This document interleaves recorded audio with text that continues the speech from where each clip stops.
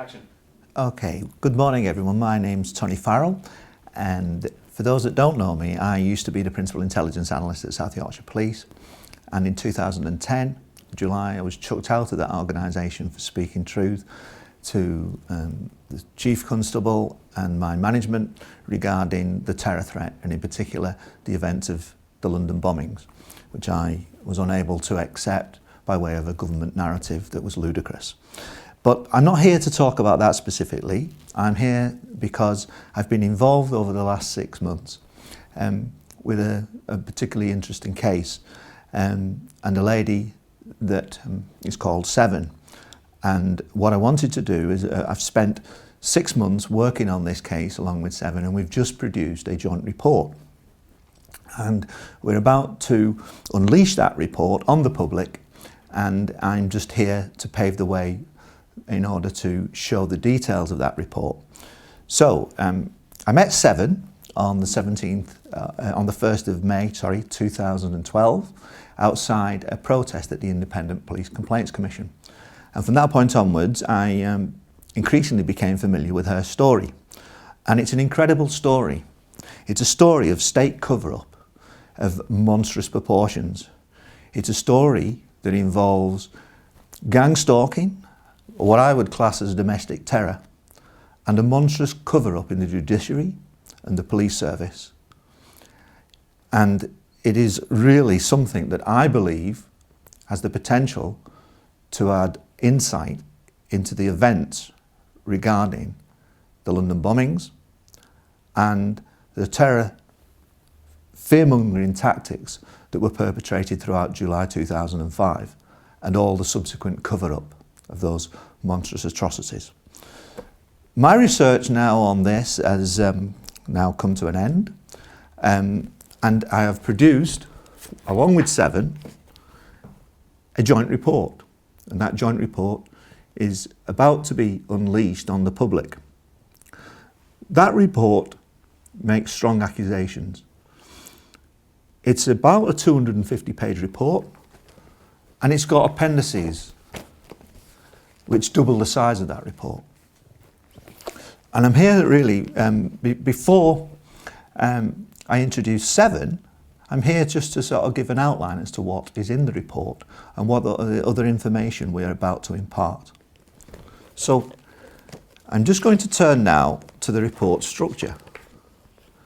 The report will have an introduction about the Miss Seven's case, and it will give the context. This case started in 2003 and 2004 and was closed down in 2008.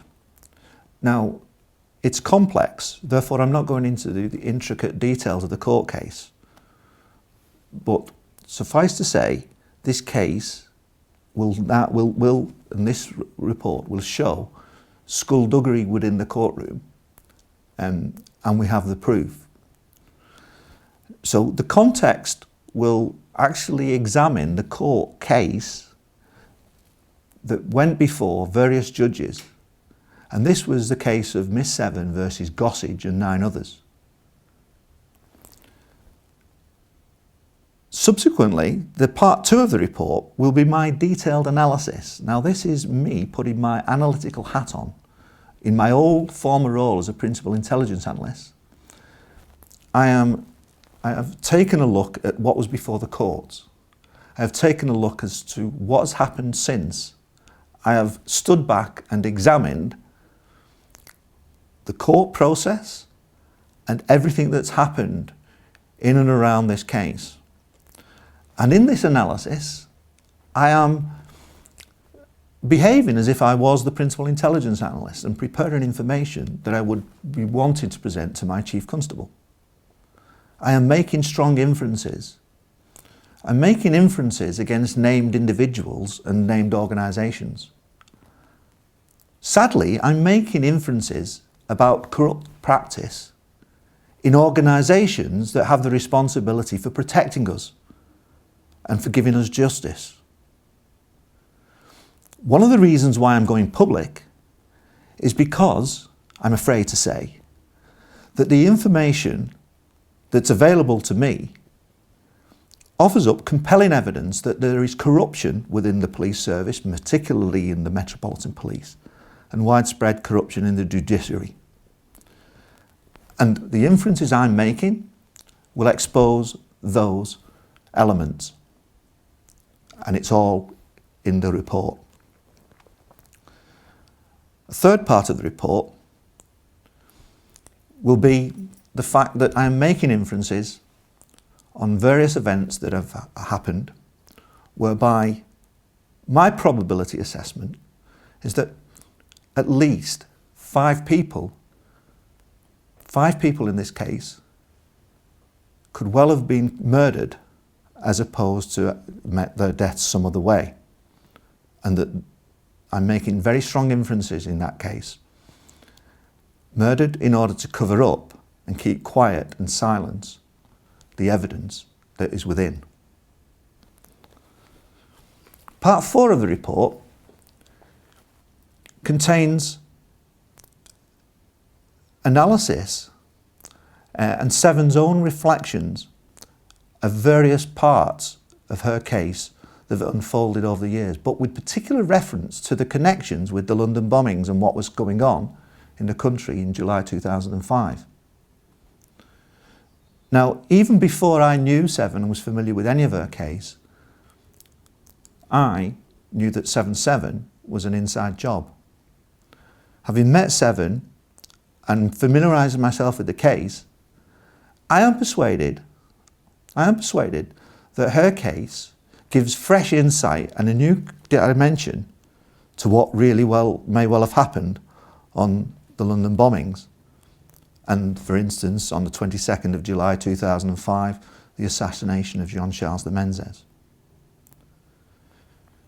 The report further goes on to give my own personal experience since I met Seven. Because a feature of this case, and it does have many unusual features, is the extent of the gang stalking that Miss Seven has endured over a prolonged period of time. Since meeting with Seven and since working with Seven on this report, I too have actually been first-hand witness to some, only a fraction, but to some of the kind of experiences that Seven has endured. And believe you me, I am astounded and staggered by how organised and how sick and putrid the whole thing is. Since being seconded and helping Seven on her case and working on this case, I have witnessed agents of the state behave in an utterly corrupt and inappropriate manner. I am persuaded, having spent 6 months on this case, that Miss Seven and her case needs to be heard. It needs to be heard by the public. It's not a case that we can trust just to hand over to the police. Because I'm afraid to say, we have evidence here that on 65 occasions, Miss Seven has gone to the police for help. And this spans nearly a period of 10 years. And on 65 occasions, I can point towards a total abject failure by the police service to protect a victim of monstrous criminality. I believe that this is a supremely important case. Had it not been, I wouldn't have actually invested the time and the effort and the pain and the fear to actually engage myself and embrace this case in its entirety. There is abundant evidence that's been through the courts that can support all the inferences and the allegations that we're making. One of the things over and above the reports will be a 25-minute video that we've made. This video contains what I believe is real dynamite.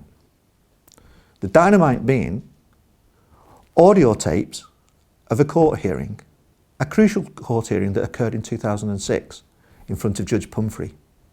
Pumphrey is now dead, but these tapes were released by Judge Warren.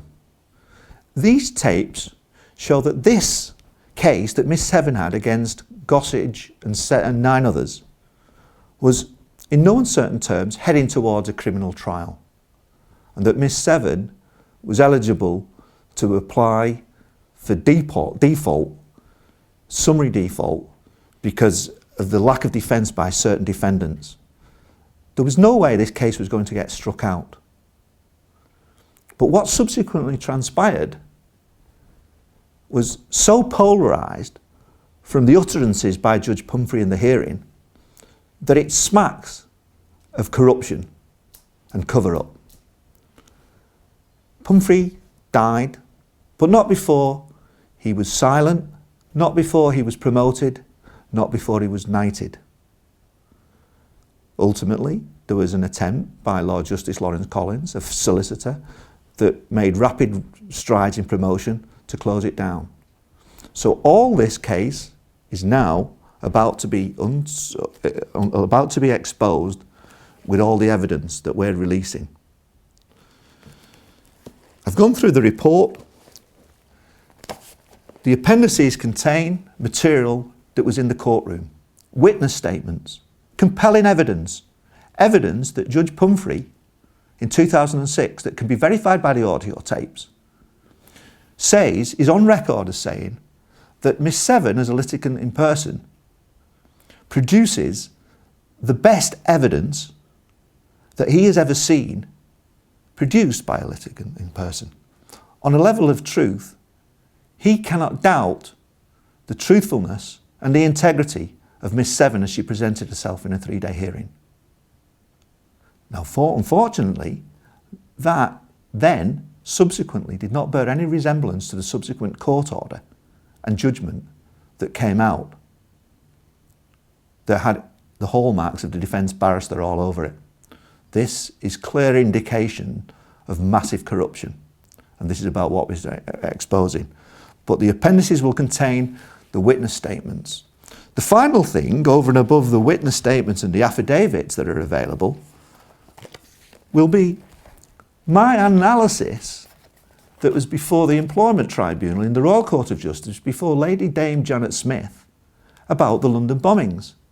And even before I knew Seven, why I, as the Principal Intelligence in South Yorkshire Police, could not believe the official narrative of 7/7 and the full, unadulterated analysis that was available but was closed down by our corrupt British system is available as an extra appendices to supplement the whole thing. This is an incredible case. It's complex. We can't put it across in 20 minutes, but for those with a willingness to actually understand all this, the material is there, the evidence is compelling. I now want to hand you over to Miss Seven to give a brief resume, in her words, of her case. Thank you very much.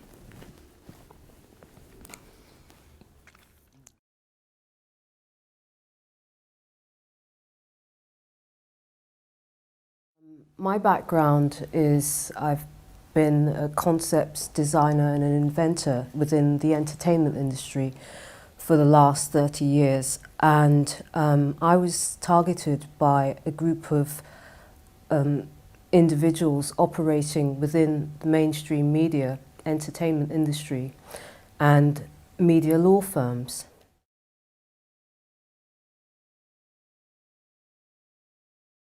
Well, basically, I had developed a multimedia platform because my brother died at the very young age of 30, and I decided in his, as a sort of tribute to his life, to develop something, because I was already in the entertainment industry at that time. I knew a lot of people that worked in television. I was actually a musician as well. And I wanted to do something that incorporated some of my skills. I also dance, and I knew lots of dancers, professional dancers. And so I decided to develop something that I felt could be of benefit to people internationally. And so I developed this health and fitness multimedia platform and was looking into trading it.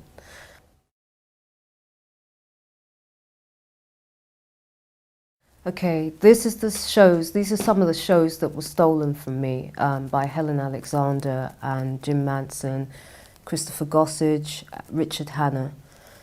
So 1, The Games, 2, Fit Farm, 3, Body On, 4, Big Fat Doc, 5, Celebrities Exposed, 6, Strictly Come Dancing, 7, Strictly Dance Fever.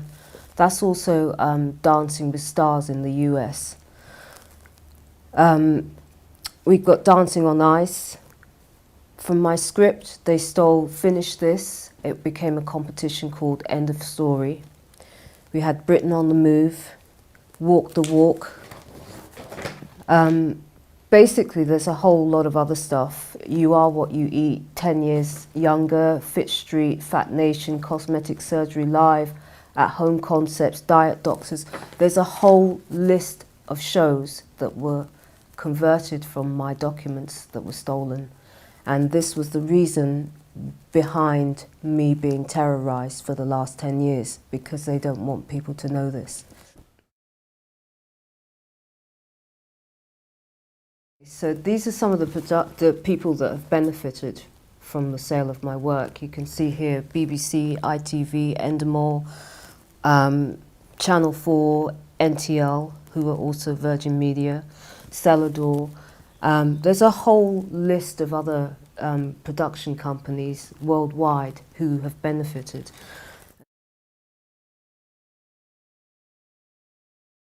Number 1, Christopher Gossage. Number 2 is Russell's media law firm, which are based in Regent Street, West London. Number 3 is Richard Hanna. Number 4 is Clarion NTL, who disbanded and merged as Virgin Media in 2006, and more recently have sold the company again to Liberty Corporation. Number 5 is Helen Mary Alexander. Number 6 is Jim Manson, and Helen Mary Alexander and Jim Manson are from Scottish Media Groups, who are number 7. Scottish Media Groups have changed their name to Scottish TV, STV. Number 8 is Tamsin Allen from Bindman and Partners, media law firm. Number 9 is Derek Rosenblatt of Ronald Fletcher and Co. And number 10 is Christopher Vaughan.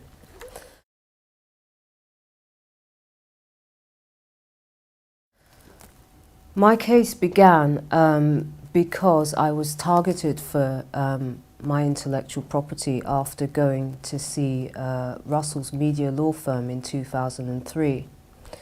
Myself and another witness was taken on the basis of identity, fraud and deception to a meeting which took place in NTL's bankrupted facilities in 2003. Unbeknown to me, there was a conspiracy with these individuals operating within mainstream media to steal documents that I had created and convert them into multitudes of television shows and sell them worldwide. And from this stage onwards became a journey for me which has led me to this point in my life. And it's a very harrowing story. But just to summarize, once the documents were stolen in 2003, which was stolen by Helen Mary Alexander with her accomplices, with my lawyer's involvement, I became basically terrorized from that point onwards. And Although I went to the police on many occasions, myself and witnesses, once my work was sold all over the world, because there were very, very big deals for large amounts of money with loads of big companies involved. I was put under surveillance. I had my phone tapped. I started receiving death threats as I tried to challenge them and demand payment and acknowledgement for my work. And by 2004, this became an absolute nightmare, which resulted in me having to take legal proceedings in the Royal Courts of Justice.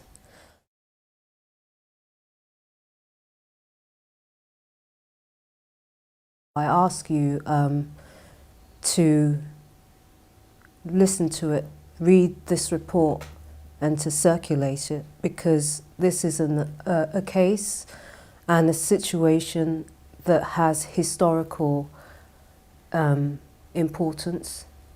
It has a high public interest in relation to people wanting to know what really went down with 7/7 and what was really behind it.